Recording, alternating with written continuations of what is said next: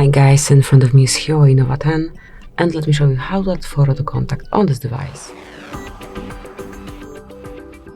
So at first, open your phone dialer, then go to contacts and choose the contact that you would like to add this profile picture to.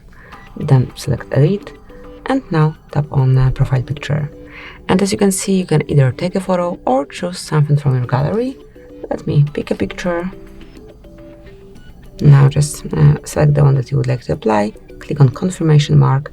Now you can customize it and then click on confirmation mark again. To save it, third time on confirmation mark, and that's it. As you can see, from now on this picture is assigned to your contact, and anytime Tina will be calling you, you'll be able to see this profile picture.